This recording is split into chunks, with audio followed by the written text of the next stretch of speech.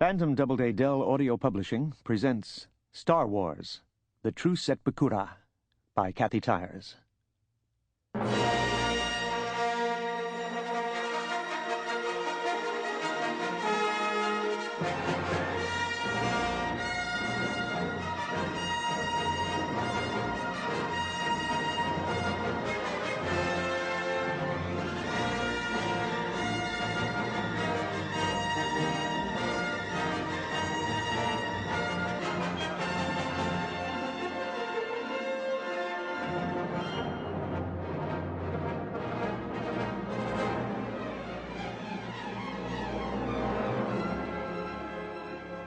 Above a dead world, one habitable moon hung suspended like a cloud-veiled turquoise.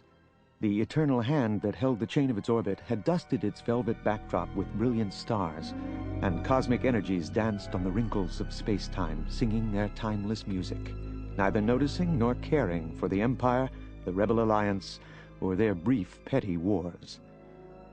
But on that petty, human scale of perspective, a fleet of starships orbited the moon's primary. Carbon streaks scored the sides of several ships. Droids swarmed around some, performing repairs. Metal shards that had been critical spaceship components, and human and alien bodies, orbited with the ships. The battle to destroy Emperor Palpatine's second Death Star had cost the Rebel Alliance heavily. Luke Skywalker hustled across one cruiser's landing bay, red-eyed but still suffused with victory after the Ewok celebration. He ached, a dull gnawing in all his bones, from the longest day of his life. Today, no, it was yesterday, he had met the Emperor. Yesterday he had almost paid with his life for his faith in his father. Yet a passenger sharing his shuttle up to the cruiser from the Ewok village had already asked if Luke had really killed the Emperor and Darth Vader single-handed. Luke wasn't ready to announce the fact that Darth Vader had been Anakin Skywalker, his father. Still, he'd answered firmly, Vader killed Emperor Palpatine. Vader had flung him into the second Death Star's core. Luke would be explaining that for weeks, he guessed. For now, he merely wanted to check on his X-Wing. To his surprise, it was overrun by service crew. Behind and above it, a Magna crane lowered R2-D2 into the cylindrical droid socket behind his cockpit. "What's up?" Luke asked. "Oh, sir," answered a khaki-suited crewman, disengaging a collapsible fuel hose. "Your relief pilot's going out. Captain Antilles came back on the first shuttle and went out on patrol immediately. He intercepted an Imperial drone ship, one of those antiques they used for carrying messages back before the Clone Wars, incoming from deep space." Incoming. Someone had sent a message to the Emperor. Luke smiled. Guess they haven't heard yet. Wedge wants company? Well, I'm not that tired. I could go. Wedge Antilles had been his friend since the days of the first Death Star, when they'd flown in the final attack together. The crewman didn't smile back. Unfortunately, Captain Antilles touched off a self-destruct cycle while trying to release its message codes. He's manually blocking a critical gap." "Cancel the relief pilot," Luke exclaimed.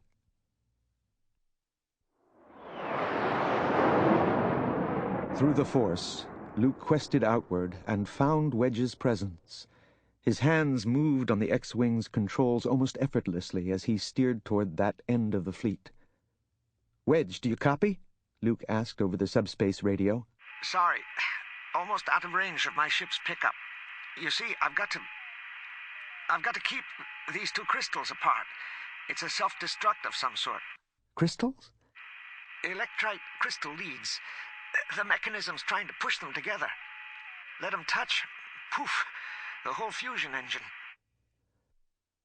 Tumbling slowly above the blue glimmer of Endor, Luke spotted Wedge's X-Wing. Alongside it drifted a 9-meter-long cylinder bearing Imperial markings, fully as long as the X-Wing and almost all engine, a type of drone ship the Alliance still couldn't afford.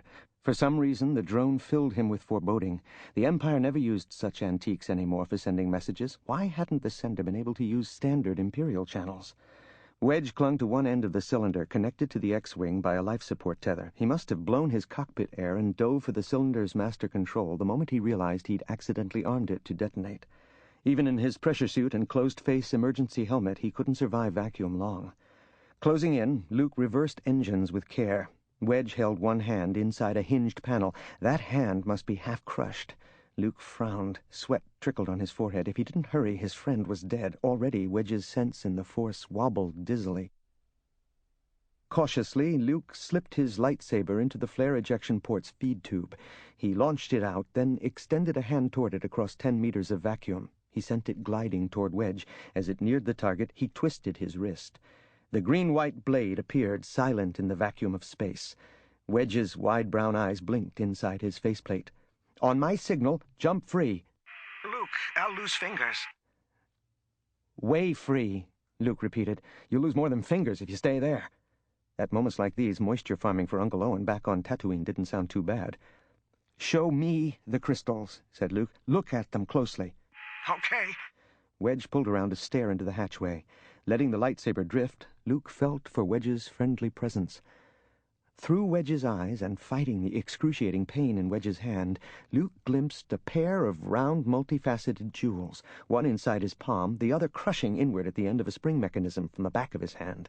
Fist-sized, the jewels reflected pale golden sparks of saber light out the hatch onto Wedge's orange suit. If Wedge jumped, Luke would have a second at most to slice one crystal free, and only a little longer before Wedge fainted. "Jump on the count of 3. Jump hard." "1," Luke said. Wedge didn't object. Clenching his teeth, Luke eased into a closer accord with the saber. So long as he focused on the saber, he could maintain control. 2. Keeping up a steady count, he felt the saber, the crystals, and the critical gap, all as parts of the universe's wholeness. 3. Nothing happened. "Jump, Wedge!" Weakly, Wedge launched himself. Luke swept in. One crystal soared free, reflecting a whirling green kaleidoscope onto the X-Wing's upper S-foil. Wedge's body rose and sank with each breath as he floated upright in the fleet's clear tank of healing bacta fluid. Much to Luke's relief, they'd saved all his fingers. A surgical droid named Tu-1B had run tests on Luke himself and pronounced a diagnosis of sudden and massive calcification of his structure, of the rare type brought on by severely conductive exposure to electrical and other energy fields. Yesterday, Luke realized, Emperor Palpatine leering as blue-white sparks leapt off his fingertips. Luke had thought he was dying. He was dying. The surgical droid had urged him to rest, but Luke was eager to get to the war room and find out if the drone ship's message had been decoded yet. Besides, his pain had been worse when he'd lost his right hand. Come to think of it, the bionic hand didn't ache. Some bright spot. Large enough to hold 100, the flagship's war room was almost empty. A service droid slid along the curve of an inner bench, passing between a light tube and glimmering white bulkheads. Down near the circular projection table that dominated the war room center, near a single tech on duty, Mon Mothma, the woman who'd founded and who now led the Rebel Alliance, stood with General Crix Madine. Mon Mothma's presence gleamed visibly in her long white robes and invisibly through the Force, and the bearded Madine's confidence had grown since the battle for Endor. They both looked in Luke's direction and frowned. Luke smiled half-heartedly and gripped the handrests of the repulsor chair he'd commandeered out of the medical suite, steering it down the steps toward them. "You'll never learn, will you?" General Madine's frown got flatter. "You belong in sick bay. This time we'll have 2-1B knock you out." Luke's cheek twitched. "Well, what about that message? Some Imperial commander burned 250,000 credits on that antique drone." A small light projection table at the side lit up, and above it appeared a miniature hologram of Admiral Ackbar, with huge eyes bulging at the sides of his high-domed ruddy head. Although the Mon Calamarian had commanded the battle for Endor from a chair under the broad starry viewport on Luke's left, Admiral Ackbar felt more comfortable on his own cruiser. Life support there was fine-tuned to Calamarian standard. "Commander Skywalker, you need to consider the risks you take more carefully." "I will, Admiral, when I can." R2-D2 wasn't letting Luke out of photoreceptor range for 30 seconds. The blue-domed droid rolled along the upper computer bank to a drop platform. There he downloaded himself, then rolled close to Luke's float chair. R2's rebukes were probably coming straight from 2-1B.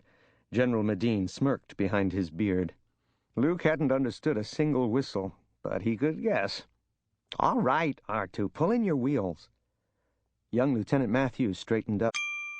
Sample complete. Ready to continue?